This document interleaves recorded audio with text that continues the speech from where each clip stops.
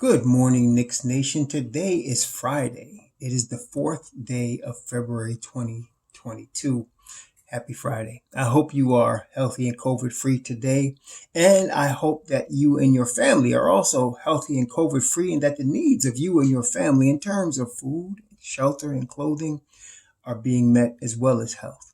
Blessings upon those that work in the healthcare field and those who are the first responders trying every day to save lives. Blessings upon those that pick up garbage for us to keep the streets and sidewalks clean, and those that do the humble task of delivering goods and services to us for our convenience. Blessings upon those that are trying to help deliver and rescue those that are victims of child pornography and child prostitution, prostitution and pornography, child molestation and pedophilia, as well as human trafficking and sex slavery. Blessings upon the ones trying to deliver these victims and help them, and blessings upon the victims, double curses upon the perverts and perpetrators and profiteers who traffic in this human misery. Finally, blessings upon the homeless.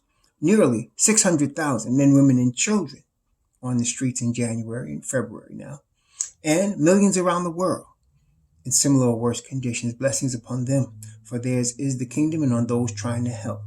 Tomorrow night on ABC, national television, there's going to be a basketball game. The New York Knicks are scheduled to play the Los Angeles Lakers. Now, in the backdrop, the theme for all of these videos I've been doing lately has been the trade deadline, because that's the most important thing going on right now. The trade deadline is going to tell us a lot. It's going to tell us a lot. It's going to tell us about the future of the Knicks. It's going to tell us about Tom Thibodeau's willingness to develop young players. It's going to tell us about Leon Rose's skill in correcting a mistake that he made. So it's going to tell us a lot. So a lot of y'all trying to make judgments on Tibbs, on Leon. I say let's wait till after the 10th of February to see how everything plays out before we start jumping to conclusions and making judgments. Tomorrow night against the Lakers, the Knicks have a good chance to win that game for a couple of reasons before we keep going. For a couple of reasons. Number one, it's the Lakers. And our boy, our problem child, Julius Randle. And I could call him a problem child because I'm 60 and he's 27. So I got children older than him. So he's our problem child. And he gets up to play against Anthony Davis. I mean, he gets hyped to play against Anthony Davis. You'll see the best of Julius Randle, unless he's hurt or sick, and God forbid he shouldn't be. But against Anthony Davis, he gets hyped to play against AD. It's a Kentucky thing, I think, because AD's from Chicago and Randle's from Dallas, but it's a Kentucky thing. So Julius is going to come as a monster tomorrow against Davis, and that's always good for us unless he's trying to take over the game. But generally, my experience watching Julius against AD, he plays hard on both sides of the ball. He gets very competitive. He hustles. He sprints back on defense. I think we're going to get the best of Julius, against the Lakers. Not only that, LeBron was out their last game, which was last night. I forgot who they played, but he was out. And he got I think a sore knee or something. So he might not be able to play against the Knicks. He might be. So at this point, they're still listing him. He's on the injury list that I'm looking at this morning. He's still listed as out. His knee officially been ruled out Thursday against the Clippers. They lost that game. And Carmelo also had a hamstring strain. And so he's day to day. So, we have a really good chance to beat the Lakers on the road tomorrow, especially now you got RJ playing at a higher level now. I think we're going to be in good shape. Fournier shooting the ball very well. I think we're going to be in good shape going forward. But as I said, the most important thing now is what happens between now and February 10th, which is next week, Thursday. Okay. Now, first of all, let me tell you, or let me explain to you, if you indulge me, why the Knicks need to move at least two players out the rotation.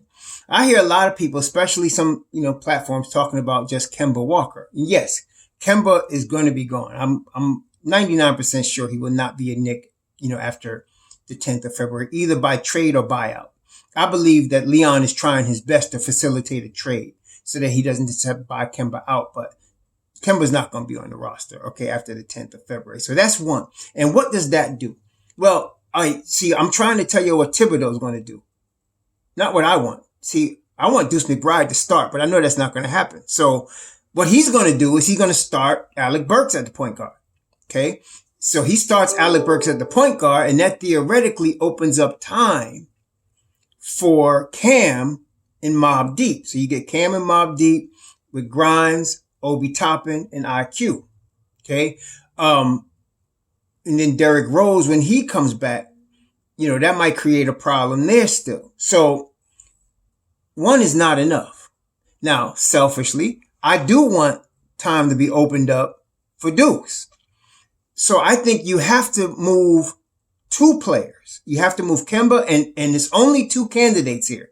It's either Evan Fournier or it's Burks. Now, they could move Nerlens Noel too, okay? But that's not really going to do anything as far as the guys we're talking about. That's never opened up time for Cam just by moving Nerlens. It may open up some time for Sims, Jericho, which is fine, but that's not the key thing here. We're trying to find time for Cam. Okay. Now, if you move Burks along with Kemba, and I saw the report yesterday where, Ian Begley was saying the Knicks are not trying to move Burks just to create, more time in the rotation. They will include him to get rid of another contract. Namely, I know that's Kemba Walker's, right? So if they can move Burks and Kemba, what'll happen is then you're starting Emmanuel Quickley. This is what Tibbs would do. You're going to start Emmanuel Quickley at the point guard. I'm not saying I support it, but I think that's what he'll do. He'll start Emmanuel Quickley at the point guard. Now you have Deuce until D Rose come back. And even after that, you still got Deuce moving into rotation. And now because now when you move Burks, you're losing the point guard spot because he plays that and a wing. So now you got Grimes and Cam in Mobb Deep in that rotation. And so you're going to have Grimes and Cam splitting time with Fournier and RJ. That's how you're going to get Cam in there. Now, if you really want to get Cam serious minutes, you move Kemba and Fournier. Now, as some of y'all know, I want all three of them to be moved. And again, I'm not saying anything against Fournier's playing really good basketball. It's not about how good he's playing, number one. And number two, for some of you that still don't get it, it's not about who we can obtain.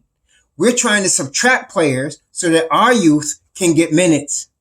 Period. I'm not trying to get whoever, XYZ player, because he could just take us to the championship, whatever you're thinking. But no, we're trying to addition by subtraction here.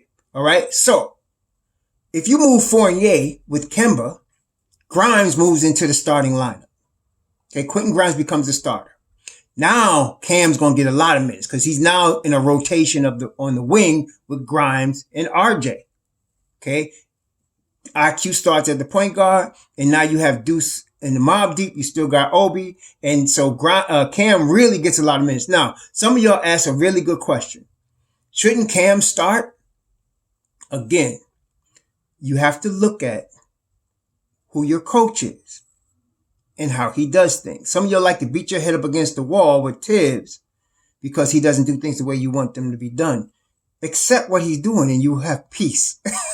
Don't fight against it because you'll have peace. What we want to see is how it works out at the end of the season. That's how you want to see. Don't judge him until you get to the end of the year.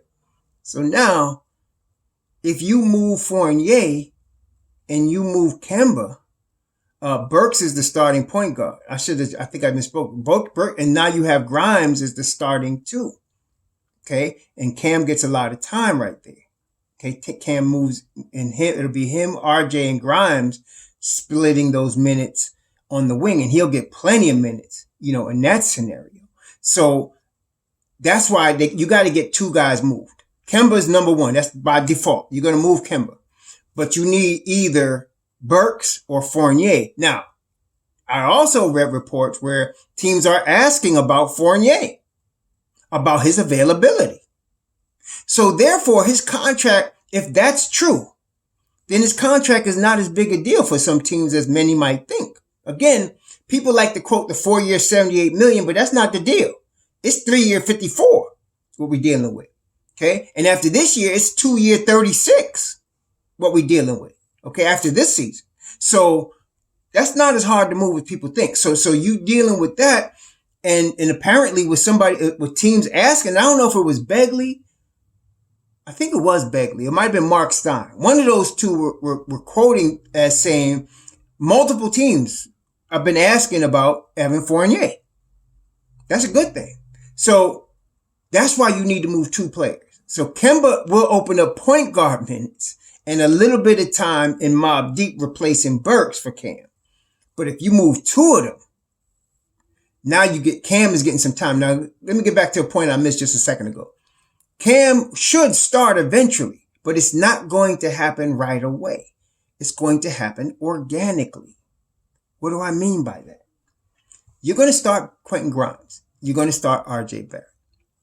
How Tibbs does it, you're going to have Cam playing with Mobb Deep. If Cam is as good as I think he is, and as talented as I think he is, you're going to see him take over games with Obi. They're going to go crazy in Mobb Deep. Okay? So what Tibbs does is whoever's the hot players, he'll put them in the fourth quarter to close the games. I believe that Cam is so good that eventually he's going to be part of that fourth quarter crew. It's just going to be natural. He's just going to show the talent that's there. The cream will rise to the top. And then what'll end up happening is whoever hottest between Cam and Grimes will close the fourth quarter. Well, and put Cam, Grimes, and RJ, because RJ doesn't always close the fourth quarter either. Okay. And so I believe Cam is the most talented guy on the roster. Just to me, he's got the most upside talent on the roster. Like I said, when it was him, Zion, and RJ, I always thought Cam had the most pro level potential overall. Not just because, Zion has obviously got, tremendous athletic ability, but his body type doesn't tend to go to a long career, right? And then RJ, RJ is RJ. He is a grinder, a power ball type of player, bully ball type of player. And so he's the Jimmy Butler type. But Cam got the body, 6'8", the athletic ability, the IQ, the defensive ability, the length. Cam's got it all. I mean, to me, the sky's the limit as far as how good he could be. So eventually I see Grimes being part of a permanent Mobb Deep and Cam becoming the starter. It's just not going to happen right away.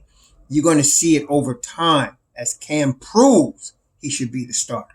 Okay, that's how it's going to work. That's what's going to be good with it. Now, with regard to the kids, this brings me to the second point that we're talking about. If we only lose Kemba and that's it, there's going to be problems because Cam's going to get minutes, but you're not going to get the development that you want unless somebody's hurt or in foul trouble.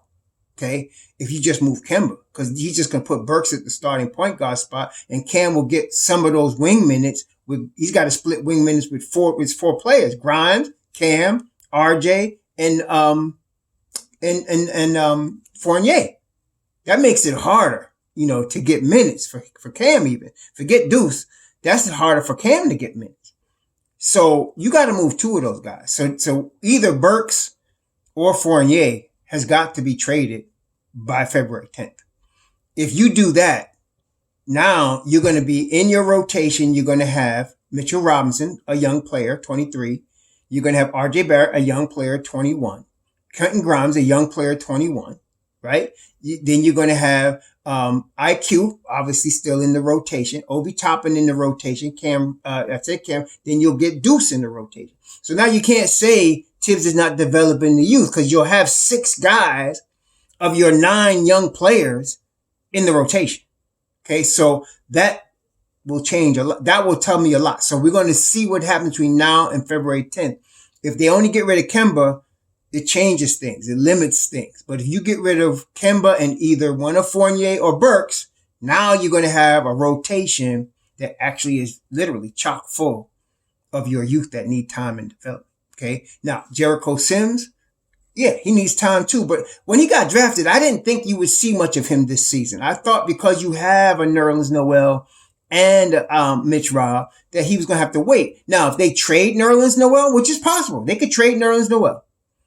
Now you're going to have more Jericho Sims. Now you're going to have another guy, into the rotation that's going to get time. So, and I see Tibbs is reducing Taj Gibson's minutes. And like I said, he can't grind Taj Gibson the way he wants to. Taj Gibson is 36 years old, so you got to use him in spots, and you got to use him wisely. And if you're trying to make a run for the playoffs, you need him in the playoffs. So that's another thing. So I'm thinking if you do move Nerlens Noel, you are going to get more Jericho Sims. Okay. Or Tom's going to go small, and that means you're going to get more Obi. Either way, it works out well, for the youth to develop, right? So that's what we're looking at. That's why I think you got to move two players. Kemba is a default. You're going to move Kemba. You got to move at least one of Evan Fournier or Alec Burks. And there's a market for both of them. There's a market out there for both of them. Those contracts can be moved, and you can get back an expiring deal. You don't, or get back minimum contracts with an expiring deal. You don't have to, there's nobody we want. Some of y'all keep bringing up players that's going to add to the logjam. We're trying to unclog the logjam. We're trying to ease the constipation. You don't want to add to the constipation. Okay. If you constipate, you don't eat things that's going to continue to constipate you, right? You want to eat stuff to relieve you. You know what I'm saying? Clear that sanctuary. You see what I'm saying? So, y'all keep bringing up these players that would just add to the constipation. Don't do that. We're trying to get our young guys in the rotation, get rotation minutes. So whatever we bring back is going to help do that. All right. And the Don, he's trying to get some picks. That's what I'm saying. Some of y'all want to be, some of y'all just really want to be right about stuff. Okay, be right. But, oh, no. Brunson is unrestricted. Mitch is unrestricted. Okay, look. My point in bringing those two gentlemen up is that the likelihood of the Knicks getting them is very small, if not, likelihood of the Knicks getting Brunson is like zero, because Dallas is going to retain him at all costs.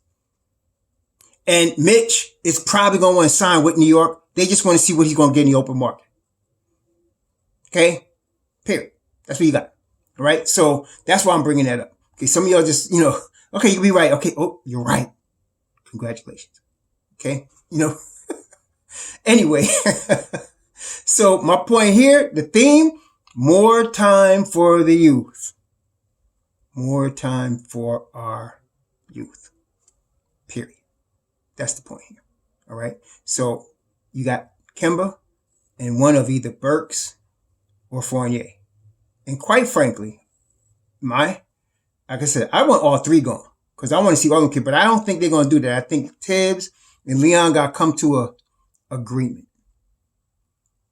And if it's up to Tibbs, I know y'all going to think this is crazy, but I don't think Tibbs wanted Fournier or Kemba.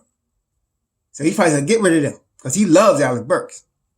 Alec Burks is his little Swiss Army knife. You got to keep that in his back pocket. Use him on the wing, use him at the point guard. So I think he'll want to get rid of Fournier and Kemba. I don't know what Leon's going to do, but they're going to come to a compromise. They're working together. See, you want that little synergy. You'd like them to be like step for step. But, sometimes a little bit of talk and debate between these guys work out pretty good, right? So we're going to see what happens. But that's where we at. So tomorrow night, I give us a good shot at beating the Lakers in LA. Who knows if that'll be our only road win in this thing here, but who knows? But expect our problem child to come ready to play tomorrow. Hopefully he doesn't get arguing with refs. Hopefully he doesn't get in foul trouble. He got to be focused because he wants to outdo AD. And then if LeBron sits, that helps us a lot. So let's look at that. Tomorrow, 8:30, tomorrow night on prime time on national TV. And the Knicks usually pretty good on national TV. So let's see how they do. Y'all, please have a good Friday. Be safe out there. Have a good weekend. Shalom.